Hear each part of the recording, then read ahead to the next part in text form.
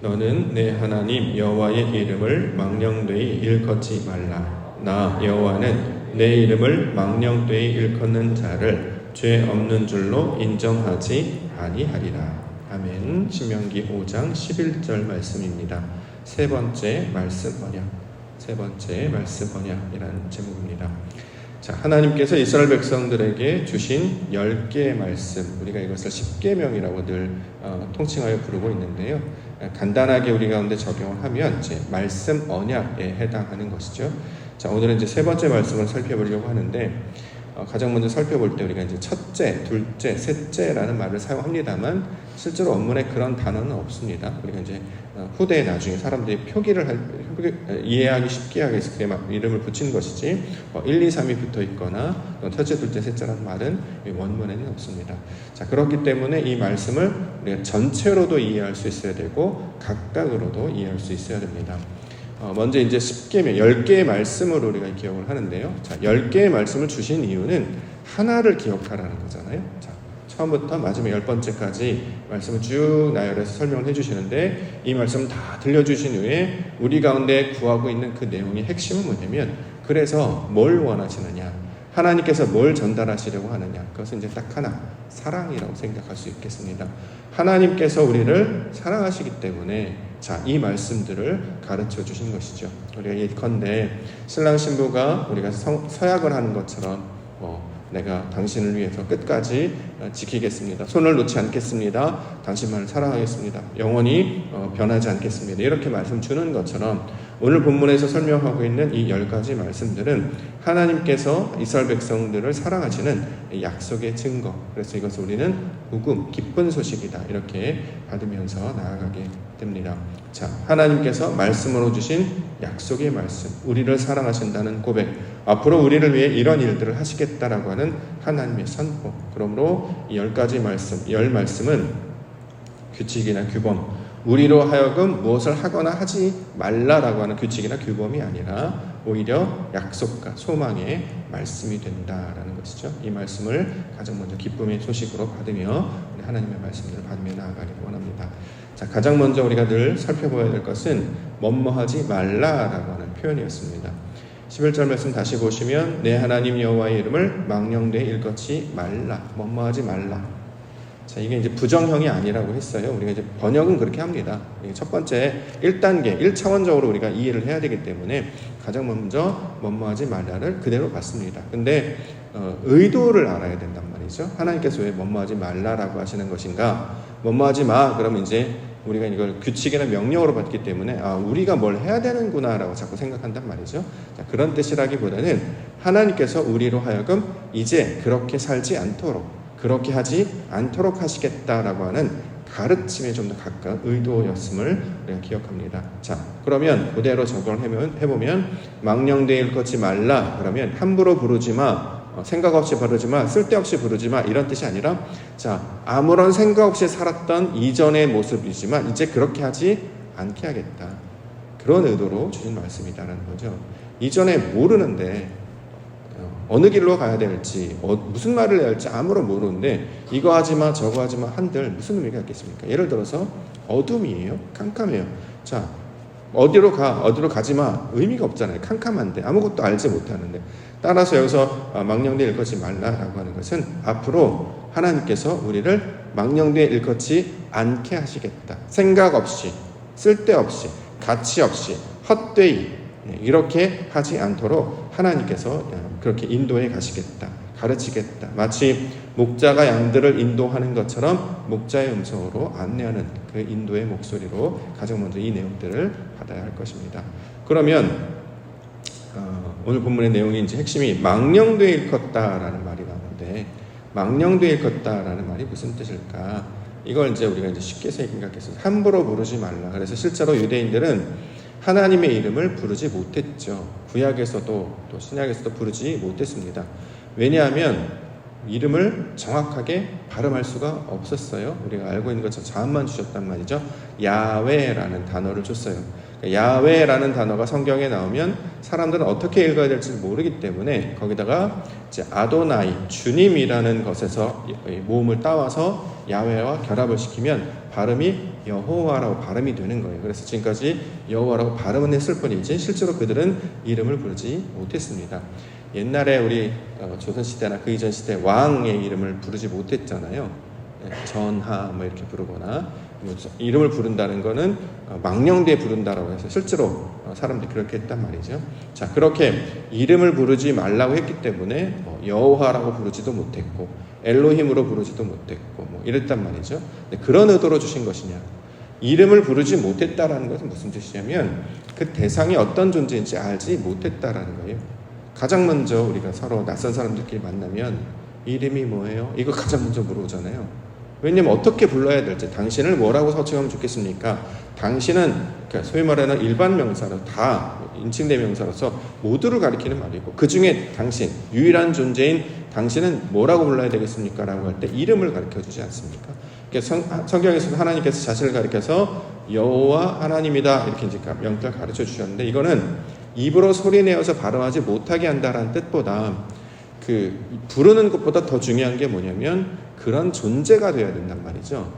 이름을 부르는 것보다 더 중요한 것은 그 이름이 가지고 있는 속성이 우리 안에 녹아져 있어야 된다라는 거예요. 다시 말해 하나님을 닮은 사람이 되어야 된다. 자, 이것을 우리 가운데 가르쳐주고 있기 때문에 이 망령되어 일컫다라는 말의 본래적인 의미를 살펴봐야 할 것입니다. 원어를 살펴보니까 그 망령되어 일컫다라고 하는 것의 의미는 뭐냐면 텅 비다, 헛되다, 쓸모없다 이런 뜻을 가지고 있었습니다. 그렇기 때문에 이 문자적 그대로 해석한다면 너희 하나님의 이름을 헛됨으로 텅 빈 것으로 들어올리지 않게 하겠다 이런 구절로 이제 번역이 되는데요. 이게 무슨 뜻이냐면 자, 비어있는 것, 아무것도 없는 상태가 되지 않도록 하시겠다는 거죠. 창세기 말씀 보시면 창세기 1장 2절에 땅이 혼돈하고 공허하고 흑암이 깊음 위에 있었다. 우리말로 따지면 이제 아무것도 없었다죠. 거칠은 땅, 황폐한 땅이었습니다. 이때 하나님께서 하신 하나님의 사역이 빛이 있으라 낮과 밤을 만드시고 거기에 씨 맺는 열매 채소를 넣게 하시고 그 다음에 그 가운데 육지를 드러내시고 또 여러 가지 동물과 식물도 만들어내셔서 아무것도 없는 그 땅에 무언가를 계속 채워내시잖아요. 자, 이게 바로 하나님이 하시는 일이라는 거예요. 우리 안에 하나님에 관한 지식이 아무것도 없었어요. 그러니까 부르지도 못하고 깨닫지도 못했고 찾을 수도 없었단 말이죠. 그런데 모세를 통해서 말씀으로 가르쳐 주십니다. 아, 우리 하나님이 이런 분이시구나. 우리 하나님께서 이런 것들을 좋아하시는구나. 아, 하나님께서 이것을 하기를 원하시는구나 라고 하여서 말씀을 계속 부어주시는 거예요. 그러면 우리 심령 가운데 말씀이 계속 뿌려지게 된단 말이죠. 자, 그 중에서 이제 씨가 나서 싹이 나서 열매로 자라는 것이 있고 그냥 없어지는 것이 있습니다. 이제 그 가운데 싹이 나서 열매로 자라고 나무로 자라고 하는 것들을 이제 채워내는 개념으로 설명하고 있단 말이죠. 자, 이처럼 하나님께서 우리 심령 가운데 말씀을 부어주셔서 우리의 속사람 가운데 하나님을 아는 지식으로 충만케 하시는 역사. 자, 이렇게 하나님께서 만드시겠다라고 하는 의도입니다. 왜냐하면 모르면 할 수 없는 것이죠. 예수님께서 십자가를 달려 죽으셨을 때도 아버지 저들을 사하여 주옵소서 저들이 무슨 일을 하는지 모릅니다. 그래서 영생은 유일하신 참 하나님과 그가 보내신 자 예수 그리스도를 아는 것이다 라고 말씀을 하고 있기 때문에 자, 하나님을 알게 하시고 그리스도를 알게 하시는 것. 그래서 지식으로 당신을 가르쳐 주시는 것이 하나님의 의도가 되고 있습니다. 자, 하나님께서 당신의 뜻을 알게 하신다는 거예요. 자, 우리가 이제 알게 한다는 개념을 이해할 수 있어야 되는 것이죠. 그러면 이전에는 무슨 말인지 알지 못하고 썼던 것들, 우리 아이들이 이제 안타깝게도 좋은 말을 잘 배우면 좋겠는데, 자, 좋은 말을 배우기보다 무슨 뜻인지 알지 못하는 내용을 함부로 말할 때, 자, 이것이 이제 의미 없다, 헛되다, 텅 비었다. 자, 이렇게 말씀하고 있단 말이죠. 자, 이제 그게 무슨 뜻인지, 하늘을 왜 하늘이라 부르고 땅을 왜 땅이라 부르는지. 예를 들어서 우리 창세기 1장 1절에 태초에 하나님 천지를 창조하셨다. 그러면 이걸 문자적으로 보면 과거에 우리 하나님이 이런 것들을 만들어내셨다 정도밖에 몰랐단 말이죠. 그래서 이게 뭐 지구의 역사를 가르치는 말인지 우주의 역사를 가리키는 말인지 자, 이런 식으로만 이제 이해하고 있었습니다. 그런데 태초에 하나님이 천지를 창조하셨다라고 하는 말이 하나님이 하나님의 백성들을 그렇게 만드시고 인도하셨다라는 내용으로 우리가 이제 알게 되었단 말이죠. 자, 이제 하나님의 말씀을 아는 자가 되었을 때, 이게 바로 하나님의 뜻이고 이것이 바로 우리 주님께서 원하시는 뜻이구나라는 것을 알게 하셨습니다. 이것을 아는 자로 살게 하신단 말이죠. 예를 들어서 예수라는 말이 무슨 뜻인지 알잖아요. 우리가 무슨 뜻입니까? 구원이라는 뜻이었죠. 우리가 지난주에 여호수아를 살펴봤기 때문에. 그러면 이제 더 나가서 물어보는 거예요. 구원이 뭐냐? 사람들에게 있어서 구원이 뭡니까? 라고 하는 것은 문제가 해결된다라고 생각한단 말이죠. 내 어려운 문제가 있는데 이게 풀어지게 하시고 이게 나아지게 하옵소서. 세상 사람들이 생각하는 구원은 결과만 보는 거예요. 그런데 우리 믿음의 세계, 신앙인들에 있어서 구원의 본질은 무엇입니까? 하나님이 우리와 함께 하시는 것. 이게 바로 구원의 본질이라는 거예요. 근데 우리가 하나님으로부터 멀어져 있고 떨어져 있지 않겠습니까? 하나님은 날마다 우리를 부르시고 인도하시고 안내하시는데 우리가 다 쫓아가지 못한단 말이죠. 왜요? 지식이 없기 때문에. 그래서 그리스도, 모세를 통해 말씀을 주시고 그리스도를 통해서 그 뜻이 무엇인지 풀어주셔서 하나님이 그런 분이시구나를 알게 하셔요. 그래서 하나님, 임마누엘의 하나님을 우리가 맞이하는 것, 그래서 하나님과 연합하는 것을 구원이다. 이 이야기로 이야기한단 말이죠. 자, 이처럼 말씀의 의미와 뜻이 무엇인지를 하나씩 알아가는 존재가 되게 하시는 것. 이것이 망령되이 일컫지 않다. 이 뜻입니다. 자, 의미와 뜻이 무엇인지를 아는 것이라면 조금 더 나아가서 의미와 뜻을 알았어요. 구원이 무슨 뜻인지, 임마누엘이 무슨 뜻인지를 알게 되었어요. 그 다음 어떻게 되느냐? 자, 자리에 앉으셔도 되겠습니다. 네, 자리에 앉으십시오. 자, 그러면 그 다음엔 어떤 것이냐면 의미와 뜻을 알았다면 그 모양으로 살아내는 거예요. 우리가 그 지경까지 나아가야 되는 것이죠. 자, 눈으로 보고 머리로 이해하고 가슴으로 느꼈습니다. 자, 그 다음 어떻게 했느냐? 삶으로 살아내야 되죠. 그게 하나님께서 우리 가운데 원하시는 뜻이죠. 그래서 삶 가운데 하나님을 아는 지식이 실제로 성품으로 우리의 눈과 귀와 손과 발로 실제로 이 인생을 통해서 나타나는 것이 바로 궁극적으로 하나님께서 열매를 맺게 하시는 내용이 되고 있습니다.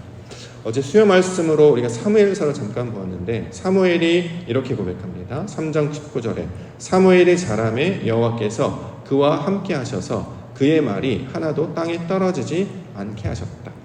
자, 하나님께서 그와 함께 하신다라고 하는 증거를 어떻게 보여주셨느냐? 자, 사무엘이 하는 말이 땅에 떨어지지 않게 하셨다.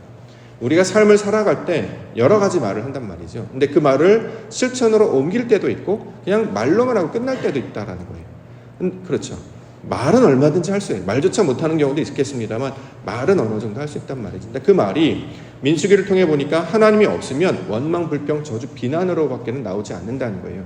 그런데 하나님이 함께 하시면 그 말을 하나님이 기뻐하시는 말로 바꾸어서 말하게 하시고 놀랍게도 그 말을 인생 가운데 그대로 살아내는 자로 살게 하신단 말이죠. 예를 들어서 우리가 예배를 드리겠습니다. 그러면 정말 예배를 드리면 나와요. 우리가 기도하겠습니다. 정말 기도하는 자가 되고 내가 말씀을 보겠습니다. 정말 말씀을 보는 자가 돼요.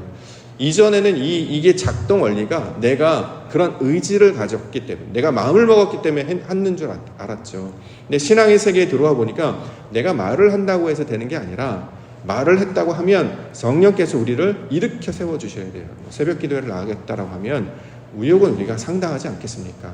그래 잘해보고 싶고 열심히 하고 싶은데 실제로 이게 삶의 구현이 되는지까지 이제 따라가 봐야 정말 그것이 작동하는지는 알 수 있었는데 성경의 세계, 말씀의 세계에 들어보니까 이 일을 인도하시는 분이 하나님이심을 알게 하셨단 말이죠. 그래서 우리는 그렇게 오래 평생 동안 신앙하고 예배하고 하나님 섬겼던 분들한테 이야기를 합니다. 어떻게 그렇게 하실 수 있어서 대단하십니다. 어떻게 믿음의 세계, 그 영적인 세계, 신앙의 세계를 그렇게 열심히 감당할 수 있을 수 있었습니까? 라고 여쭤보면 그분은 다 똑같단 말이죠. 뭐라고 얘기합니까?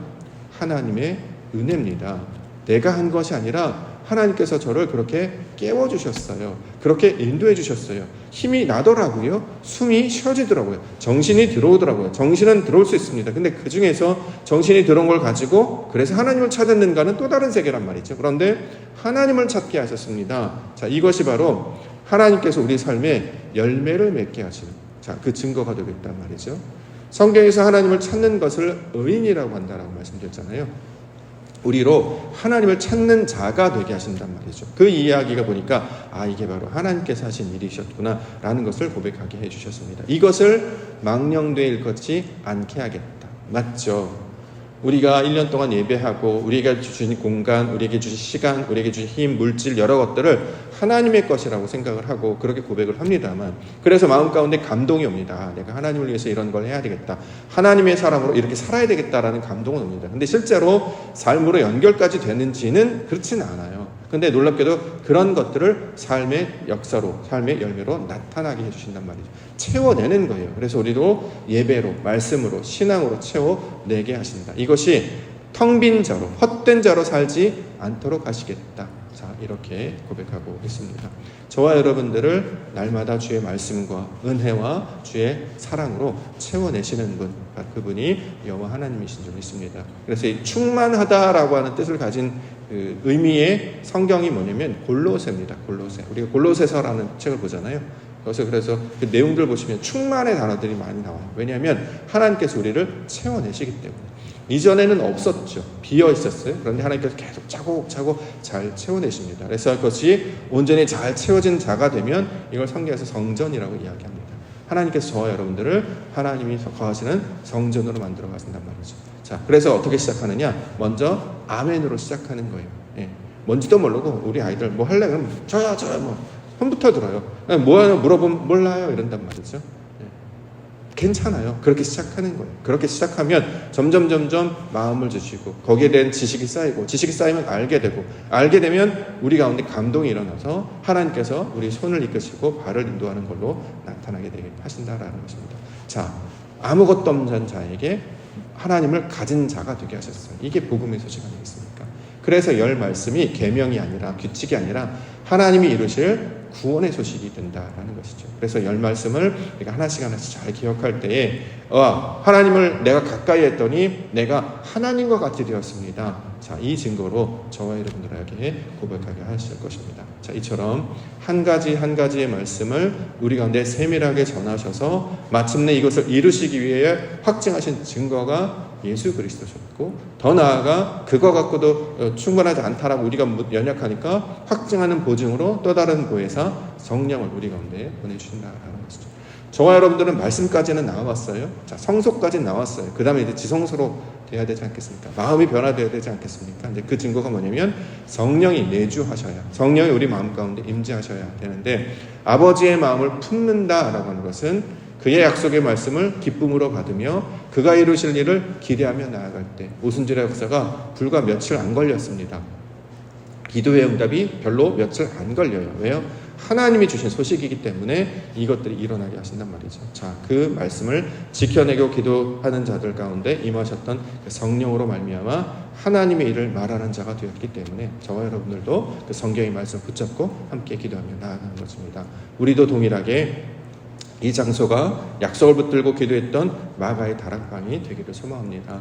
머지않아 주님께서 각 사람에게 임하실 성령을 우리가 마음 가운데 이기면 그 다음에 어떤 일이 벌어지냐?